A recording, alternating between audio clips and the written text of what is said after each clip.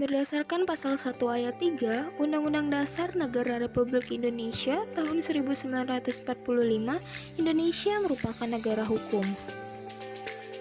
Yang berarti, proses penegakan hukum yang berfungsi dengan baik sangatlah diperlukan untuk dapat menjamin kepastian hukum dan juga menjaga ketertiban masyarakat. Serta segala permasalahan yang terjadi di Indonesia dapat diselesaikan melalui jalur hukum. Hal ini sesuai dengan amanat UUD NRI tahun 1945 pasal 28D ayat 1, setiap orang berhak atas pengakuan, jaminan, perlindungan, dan kepastian hukum yang adil serta perlakuan yang sama di hadapan hukum. Yang berarti, hukum haruslah ditegakkan secara adil bagi seluruh rakyat Indonesia. Tapi sebenarnya apa sih penegakan hukum itu? Penegakan hukum sendiri merupakan suatu upaya yang dilakukan guna berfungsinya norma hukum secara nyata di masyarakat sebagai pedoman dalam kehidupan bermasyarakat dan bernegara. Lalu, bagaimana caranya agar penegakan hukum yang baik itu dapat tercapai?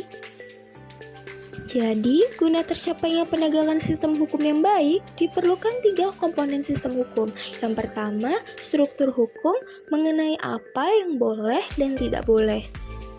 Yang kedua, substansi hukum, berkenaan dengan norma, ide, asas, nilai, serta konsep.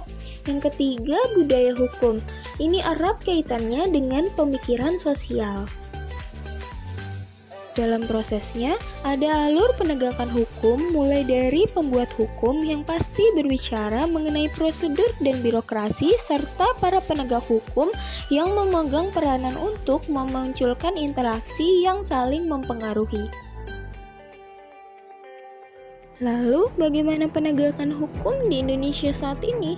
Penegakan hukum yang banyak terjadi sekarang ini terasa tajam ke bawah tetapi tumpul ke atas. Apa itu maksudnya? Istilah tersebut muncul ketika mulai banyaknya pengenaan vonis hukuman yang tidak adil antara kalangan kasta atas dan kalangan kasta bawah.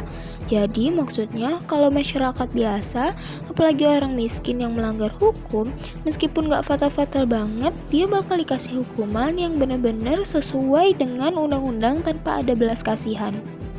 Nah, jika perlakuan seperti itu juga diberlakukan kepada orang kaya apalagi pejabat sih tidak masalah. Tetapi masalahnya ketika yang melanggar hukum itu orang kasta atas apalagi pejabat, mereka tidak divonis dengan hukuman yang setimpal. Mungkin karena orang-orang kaya atau pejabat itu bisa bayar ahli hukum alias pengacara kali ya. Jadi bisa minta dibela dengan bayaran yang banyak.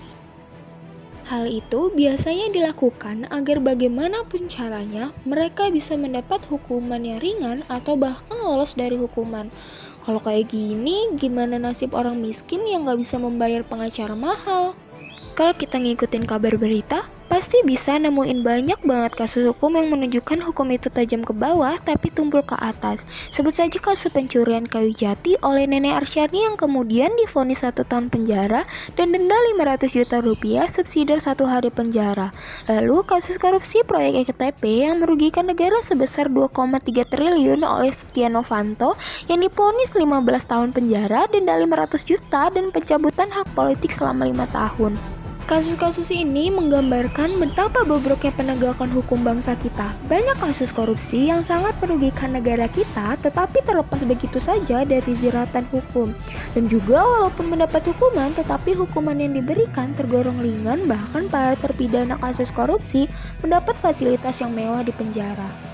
Inilah dinamika hukum di Indonesia, seolah sudah berganti paradigma. Yang menang adalah yang mempunyai kekuasaan, yang mempunyai uang banyak, dan juga yang mempunyai kekuatan. Mereka semua pasti aman dari gangguan hukum walaupun aturan negara dilanggar, atau dalam istilah hukum timpang sebelah.